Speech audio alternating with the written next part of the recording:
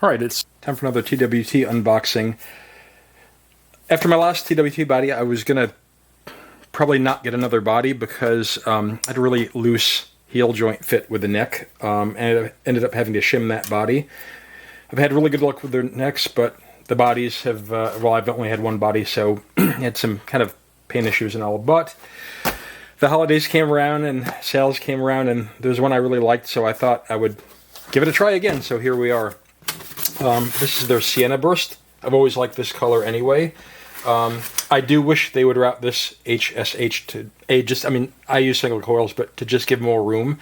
It's kind of annoying to have the 3 singles, but it's all they really offer. But actually this body is significantly in better shape paint-wise than the white one that I bought. So there's no weird blems. There's no like, it's not wavy or anything. It's a little dirty because I've already manhandled it, but it's. I'm much happier with this body than the last one. So far so good. So I wanted to use the same flame maple premium neck that they offer with this one, but they're sold out, and so I have to wait. So this is the neck I wanted to use. This is the white TWT Strat that I built, and this is their flame maple neck with a flame maple fretboard. I really like this neck. It needed a little bit of work, fret ends and all, but no more than like any guitar fetish neck that I've had, or used Fender neck. So I really like the way it still like the way it looks. It plays really well, actually. I probably play this guitar more than I play my Fender Strat. So this has got Tone Rider Pure Vintage pickups in it, which are my favorite pickup. It's got a Schaller Mega Switch, so the middle position is neck and bridge. I wired in this little switch that gives me the same noise canceling here that you get in position 2 or 4, and you get a little bit different of a sound. But yeah, it's got a Wilkinson bridge. It's fine. I've got this kind of weird, illogical kind of quirk when it comes to bridges. I don't care. I prefer the 2-point to the 6, but not a big deal.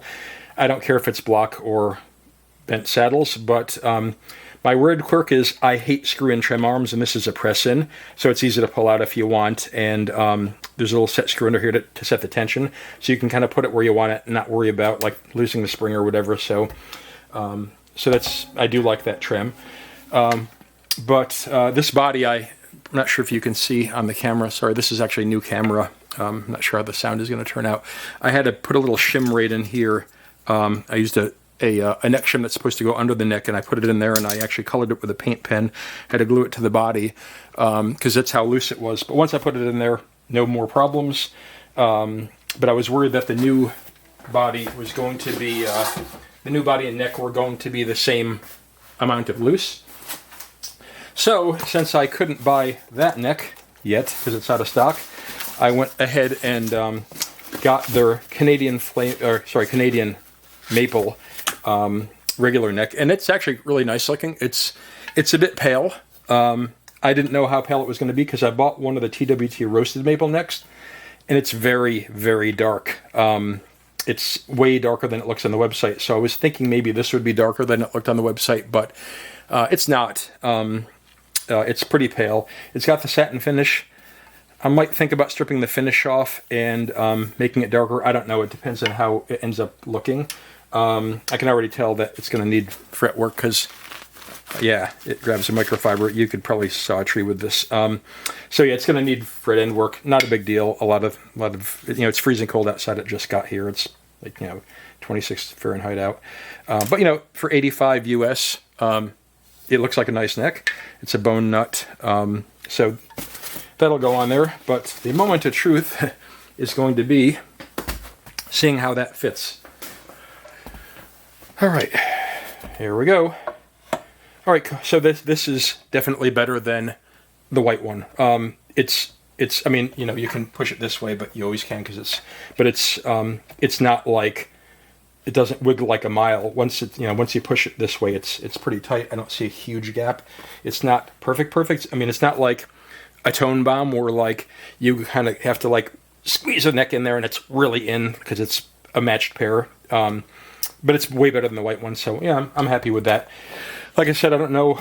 I think I'll probably buy the other neck when it comes and put it on this, which means this will become yet another Strat, because I have this weird quirk where anything lying around that's bigger than a screw that's part of a guitar has to magically become a whole nother guitar. That's why I've got guitars everywhere. But, so what I'm using in this build is, these are Tone Rider Classic Blues. I haven't used this particular model before. It's wound a little bit hotter than the Pure Vintage, so we'll see how that works. And this is some Geiker stuff that I got. So Geiker, you know, you see it on Amazon and it's not expensive and you're like, eh. I've actually had pretty good luck with a lot of their stuff. So these are locking tuners. They are very responsive in email. I emailed them because I wanted staggered tuners and I couldn't find them on the website, and they linked me right to the right ones, and they're exactly what I wanted. And they will email you. They'll help you out. So it's not just like a random, company that goes away on Amazon and comes back under a different name. I think they're a little bit of a cut above. So, and they're still really reasonably priced. This is a trem set. I'm really excited about this because, of course, it's my favorite press and trem arm type. It's a 6-screw, and it's got, I'm not going to open it yet because I'll open it when I do the build. It's got a press and trim arm, but you can adjust it without having to get up under the block. And this is kind of cool. I saw this on the website and I thought I'd order it. You know, I usually do all my own soldering, but this is actually a pre-done kit. It was like, I think, $60. It's got the switch, it's got your pots, and it just pops right in, and Bob's your uncle. It's done. So you just plug in your pickups here. There's a diagram it comes with. It's got some screws. But yeah, that interesting to see how this works. Maybe a little bit of a time saver, except I will probably in time want to wire in something that does bridge and neck together, because it's just kind of weird that way. So anyway, I look forward to this build. I am waiting for the pick guard because I ordered a pick guard and I stupidly ordered the wrong one, and it came overnight, of course, because the wrong one always comes overnight. So then when I ordered the right one has taken over 2 weeks to get here. So it's supposed to get here today, but it was supposed to get here like on Friday and then on Wednesday before that. So I don't know. Hopefully I'll see it.